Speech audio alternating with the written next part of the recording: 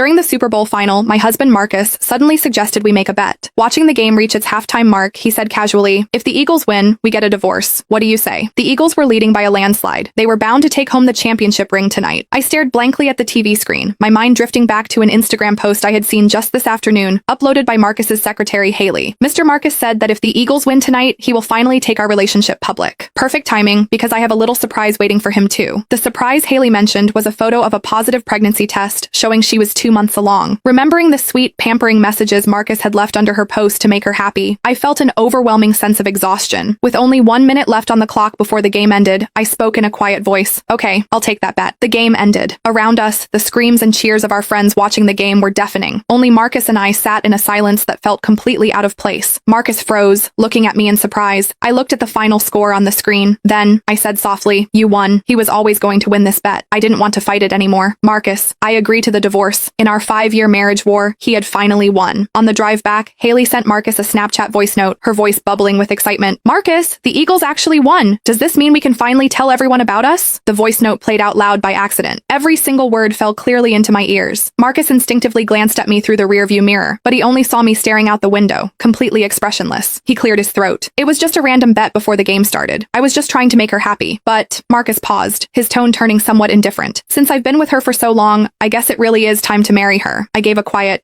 "Have your lawyer draft the papers?" Seemingly not expecting me to agree so easily, Marcus was slightly taken aback. Then he said, "There's no need to rush it like this." I met his gaze calmly. "We wouldn't want to delay your big announcement. It's better to sign the papers as soon as possible. After all, she's been waiting quite eagerly." I wasn't lying. Haley had been with him for 3 years, but she had never gotten the chance to show him off publicly. As long as Marcus and I were married, he couldn't bear to let Haley be labeled a homewrecker. Marcus stared at my face, trying to read my expression, but I was too exhausted. I just closed my eyes. I didn't want to say another word. As we neared the house, Marcus suddenly said, "The power went out at Haley's place. She's terrified of the dark. I need to go over and keep her company." "Okay, just drop me off at the next intersection," I said, not even looking at him. I was already too used to this. Marcus hesitated. Only after I stepped out of the car did he say, "I might not come back tonight." I nodded, my face completely calm. "Okay." After Marcus's car drove away, I stood on the sidewalk for a while. My phone buzzed. It was a Snapchat message from my best friend, Amber. "Did you and Marcus leave early? I can't find you guys at the party." Marcus had hesitated for a long time about coming to this game tonight, maybe out of guilt or maybe remorse. He had still ended up coming with me. I replied to Amber. "Yeah, we're getting a divorce." Amber replied instantly. "Because of Haley? Why won't that girl just disappear? She's just a secretary. Has Marcus lost his mind?" Maybe he had. I didn't know when things had started to change between Marcus and me. When did it begin? Probably when his work got too busy, and we talked less and less. He stopped sharing the funny little details of his day with me. His replies to my messages took longer and longer. Strangely, the thought of divorce didn't make me sad. Instead, I felt a weight lifting off my shoulders. We had known each other for 8 years and been married for 5. This marriage,